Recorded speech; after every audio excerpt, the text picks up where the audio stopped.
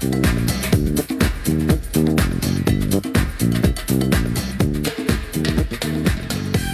evening. This is Phil Woolfolk from the African American Chamber of Commerce of New Jersey, filling in for John Harmon, our founder, president, and CEO.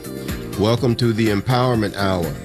We broadcast weekly on Mondays from 5 p.m. to 6 p.m. on 920 ESPN New Jersey. Thank you to our sponsors, Horizon Blue Cross Blue Shield of New Jersey and Wells Fargo. With that, we're going to start with our first guest, and that is none other than Ayo Sanderson Wilson. She is the founder, president, and CEO of Empower the Village Incorporated. Hello, Ayo, and welcome to the show. Hello, Phil. Thank you for having me. Very good. Tell us a little bit about your background, where you're from, family, that good stuff. Sure. Well, first, I just want to say it's such a pleasure to have this opportunity to share the work of Empower the Village with you and your audience. Dedicating time to this broadcast and share our mission and engage people around what we call our vision, which is restoring prosperity, peace, and power to the Black community, is exactly how I'd love to close out the celebration of National Black Business Month, which we refer to as Black Business Empowerment Month. So a little bit about me. Born and raised in New York, so I'm a true native New Yorker. Proud Queens girl, to be precise. My parents grew up in New York as well, but our roots are North Carolina, South Carolina, and Virginia, by way of the motherland, because we're all from the motherland ultimately. Right. But I have lived in New Jersey for over 25 years. My husband and I moved here when I graduated law school at Columbia, and raised two beautiful Jersey boy and a Jersey girl, and now live in Morristown, New Jersey. Very good. Very good. So tell our listeners a little bit about Empower the Village Incorporated, where and how it was established. Sure, absolutely. So back in 2018, I founded Empower the Village as a data-driven 501c3 nonprofit organization.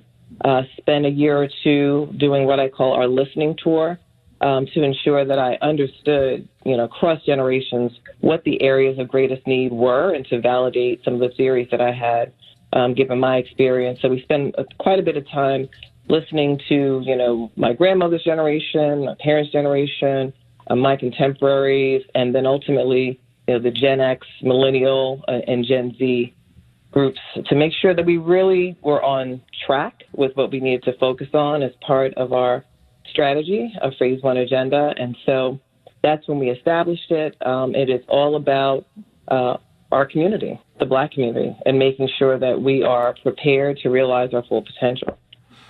Absolutely. Tell us a little bit about your data-driven focus. Sure. So, my experience has been that there are so many people in the village, and to me, the village is all of those individuals and community organizations and corporations, philanthropists, who are looking to advance the lives of Black people, communities, Black-owned businesses. But we oftentimes do it based on a feeling about what should happen, right, or the latest crisis. But when it comes to really making an impact, my experience has been that you need data, right? You need the facts, and you need to be strategic. So one of the things that we do before we start any initiative is ensure that we're in the right place to make the impact that we want to make, and we're focusing on the right things. So as an example, we have a 25-state strategy for all the work that we do. Okay. And that's based on some specific data-driven criterion, right? So first and foremost, we want to go where our folks are. So we've learned through our research that 90+% of Black Americans happen to live in 25 states, which is actually 24 states plus D.C., which I say should be a state. Right. But that is how we focus. And so we essentially look at the population, right? So any state that has at least 500,000 Black residents is an area of focus for us, and or has at least 13 to 14% of the population that is Black. So that is how if you go to our website at empowerthevillage.org, you'll find out what those states are, which states those are. But we really root everything on where the folks are, and we drill down even further. We have data by town, by county. So when we're going about our work, we're focusing on where we are. And in addition to that, the data around, what our needs are under our 4 pillars. So we specifically ensure that we're doing the things that matter in the places that matter. Oh, absolutely. So let me ask you, since the 2020 census, have you seen any major shifts in terms of population where Black folks are living and moving or transitioning to? Well, there's a lot of talk about shifts, but in terms of significant shifts, I would say, candidly, not much. There may be some movement from urban areas to more suburban or rural areas. Right. There's some migration to the south, but the numbers are not as significant as people might think right now, or maybe weren't captured properly in the census. No, sure. So tell us a little bit about the 4 pillars. I got an opportunity to see you speak. I think it was on YouTube or attached to your website. Share with the audience a little bit about the 4 pillars of Empower the Village. Absolutely. So, yes, we have 4 strategic pillars.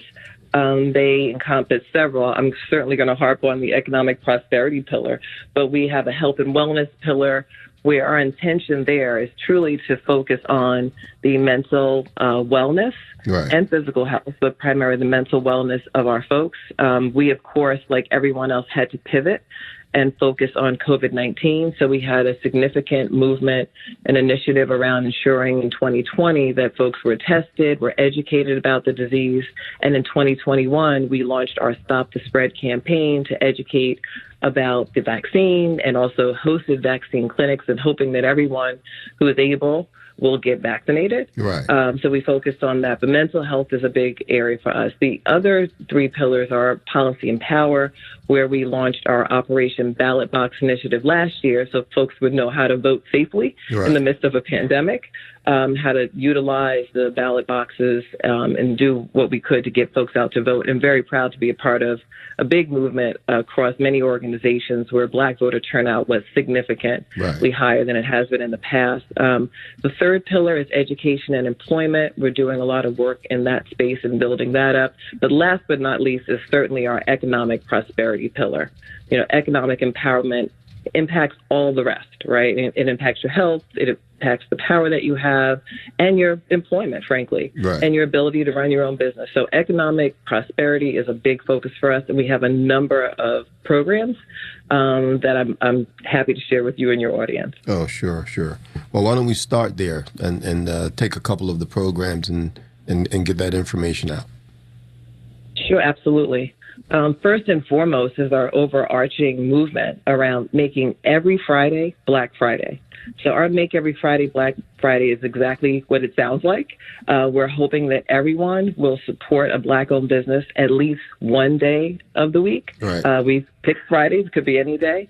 1 out of 7 Americans is Black. 1 out of 7 days a week, we're asking you to support a Black-owned business. That goes for Black folks, but all folks interested in racial equity when it comes to economic empowerment. So we were very lucky. If you go to our website, you'll see a little video from Whoopi Goldberg, was one of our first ambassadors to spread the word about making every Friday Black Friday.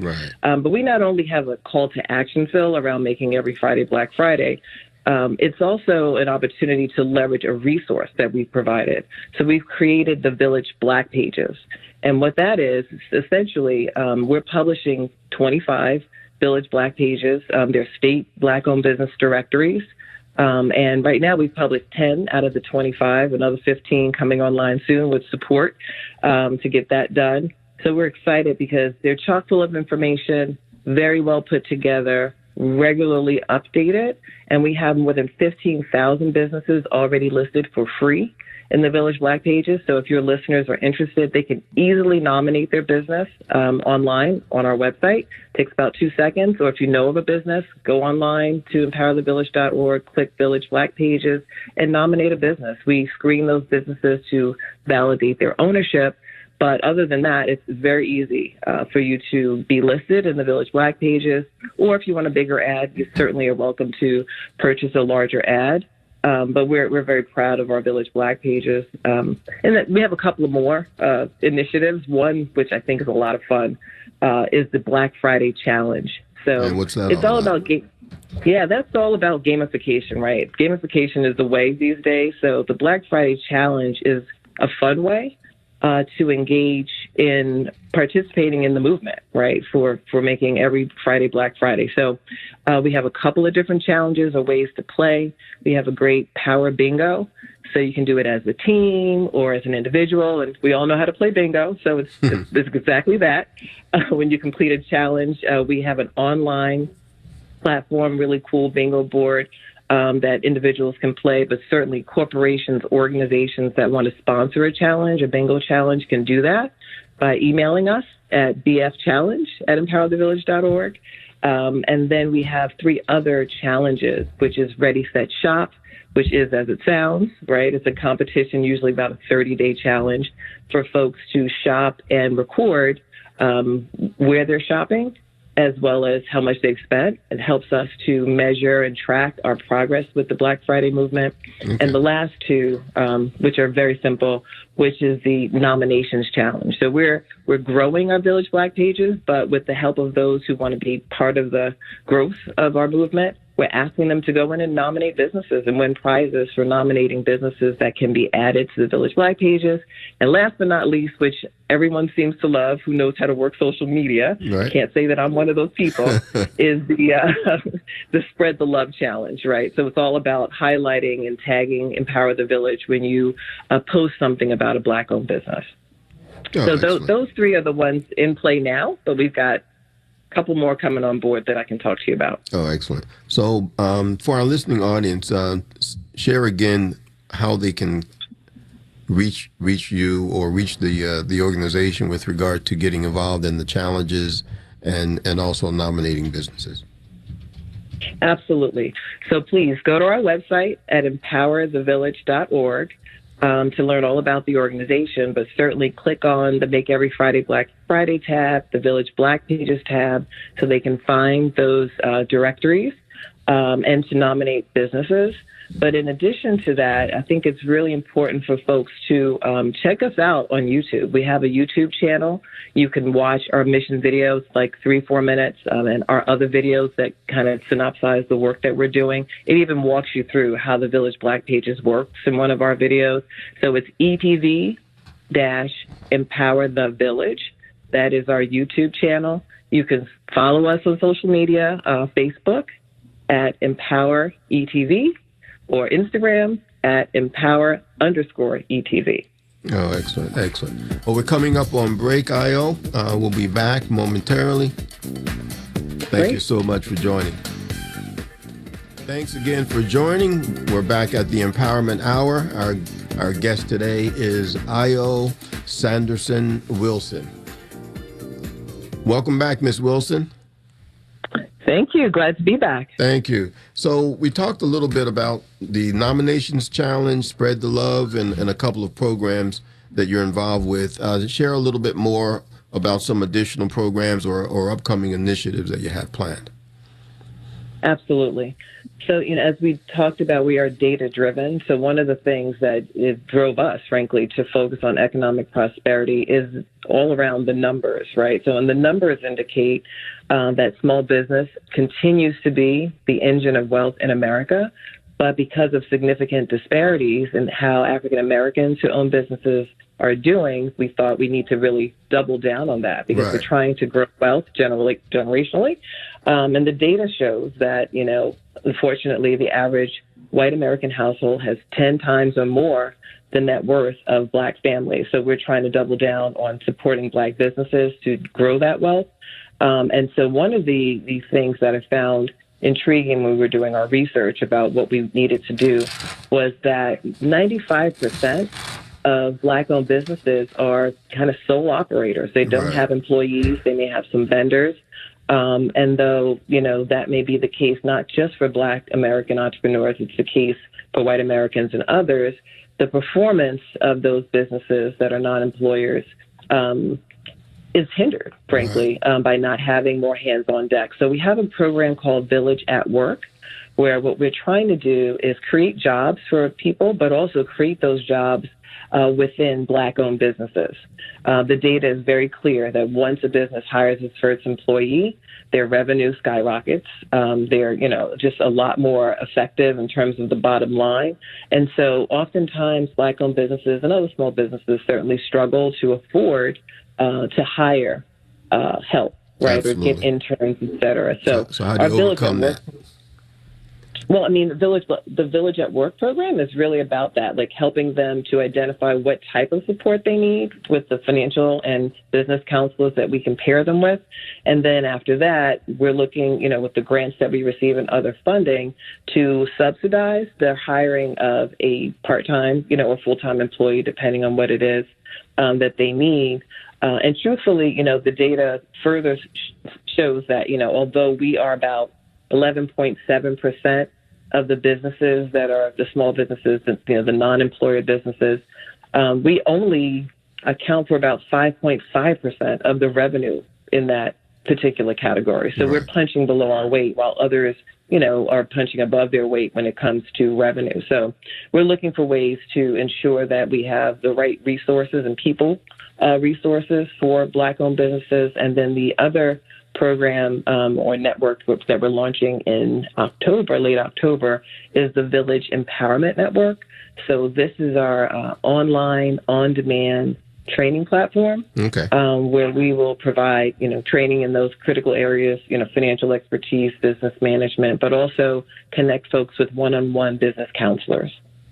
Excellent. So you sound like you're on a similar track as the Chamber with regard to not only access to capital, but technical assistance, and really working with businesses to help them improve their overall profitability, sustainability, and growth. Absolutely. That's why we joined. You guys are doing great work. And so we're super excited about the opportunity. Excellent.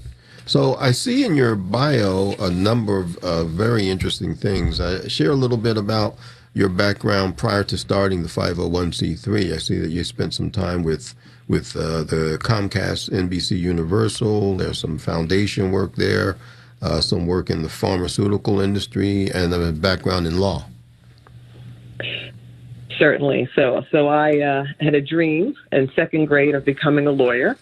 So I did do that. Okay. I practiced law for nearly 20 years, first as a litigator at Lowenstein Sandler in New Jersey, moved to a law firm in New York, and ultimately went in-house as a corporate attorney for Bell Atlantic. I'm telling my age, which became Verizon while I was there.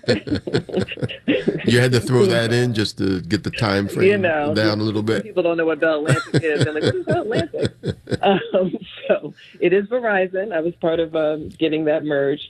And then T-Mobile and British Aerospace Systems. But ultimately, I had my epiphany around 2012 that the volunteer work that I was doing as a community leader and organizer, certainly as a member of Delta Sigma Theta Sorority Incorporated for 30 years, influenced me and had me start off my work in service. But ultimately, as a student leader at Johns Hopkins, and then later just leading various grassroots organizations and being a volunteer, serving on the board of the United Way and Community Foundation of New Jersey, et cetera, I realized that I was drawing most of my energy when I was doing work in the philanthropic space. Right. And so I wanted to dedicate more time there. But I wasn't ready to take the vow of poverty, so I left law and moved over to work in the public affairs and corporate philanthropy space, first at Novartis Pharmaceuticals, which was a wonderful experience for me to understand the strategy around supporting the community,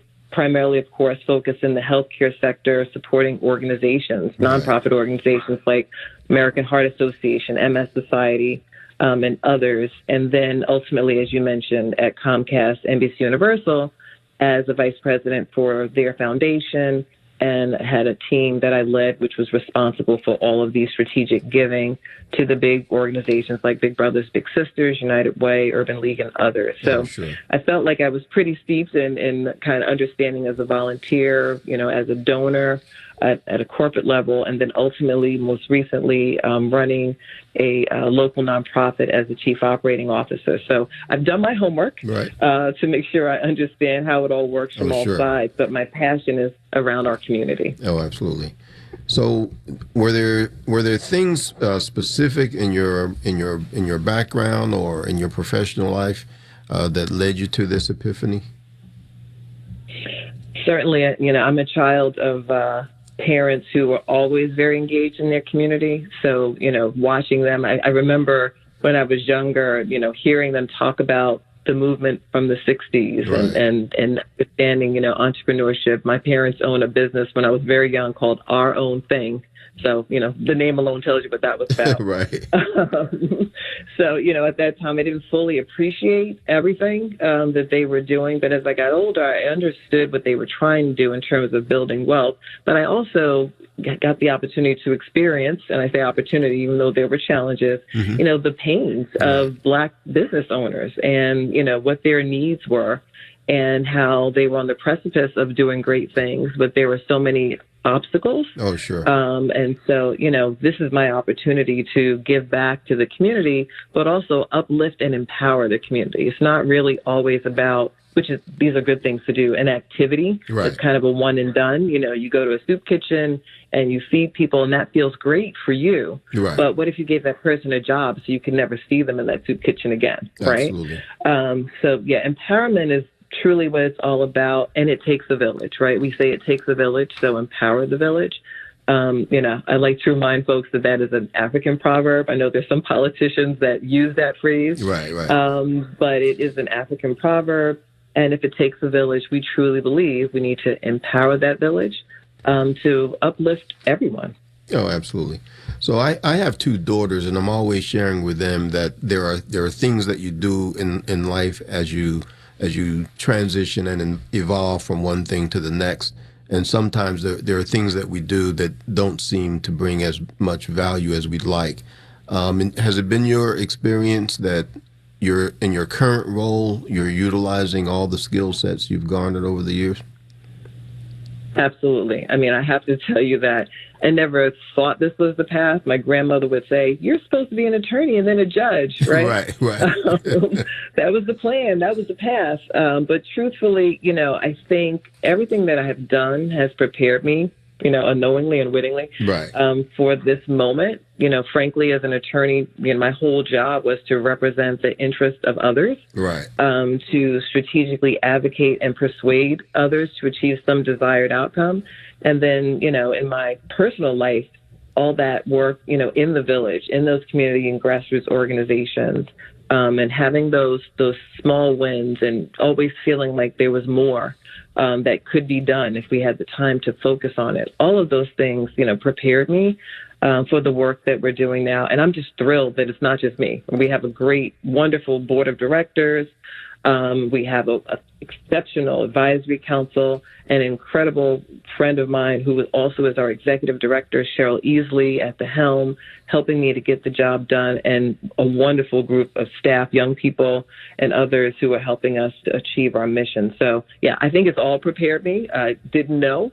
Right. Until I knew, right? So here we are. Oh, absolutely. Well, it's very interesting that your capacity in law and serving the interest of others has transitioned into serving the interest of others as it relates to the community and those leadership opportunities that you've had over the years. And you combine those together, and you have servant leadership, which to me is one of the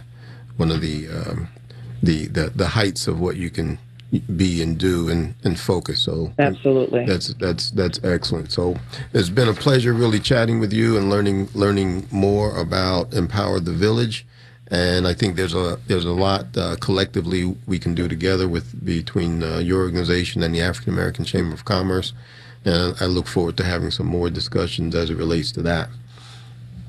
Well, I hope to get invited back, so thank you so much, Phil. Oh, you're very, very welcome. Before we go, share with the audience again a little bit about how they can reach the organization and some of these challenges and sites to connect. Absolutely. So please go to empowerthevillage.org to check out our website. You can also check us out on YouTube. So go to ETV Empower the Village to watch a few mini videos about the work we've done and where we're going and learn all about our mission. And certainly follow us on social media at Empower the Village ETV on Facebook or on IG at Empower_ETV for the Instagram connection. And I will say corporations and organizations that want to get involved, please reach out to us. We have opportunities for sponsorship and also for our Black Friday Challenge. All of those things can help you with your goals, right? Your DE&I, your diversity, equity, and inclusion goals, right, your employee engagement, and supplier diversity commitments. So please reach out, email us at info@empowerthevillage.org, and we'll be in touch with you. Excellent, excellent. Well, thank you so much, Ayo, for the time that you spent with us today. Also, congratulations on your involvement with the Divine Nine. I'm happy to hear that. I have my oldest daughter and my wife are also connected to these sororities. They're AKAs, and we attend an event every year that is a very competitive event for scholarship fundraising, and I think you guys beat us out last time. Well, no comment, but help know how to do it. So thank you so much for being with us. We look forward to chatting with you further. Thank you. All righty, take care. Bye-bye. Take it easy. There you have it, folks, the Empowerment Hour with Ayo Sanderson Wilson as our first guest. We'd like to thank again our sponsors, Horizon Blue Cross and Blue Shield of New Jersey and Wells Fargo. We'll see you on the other side of this with our next guest.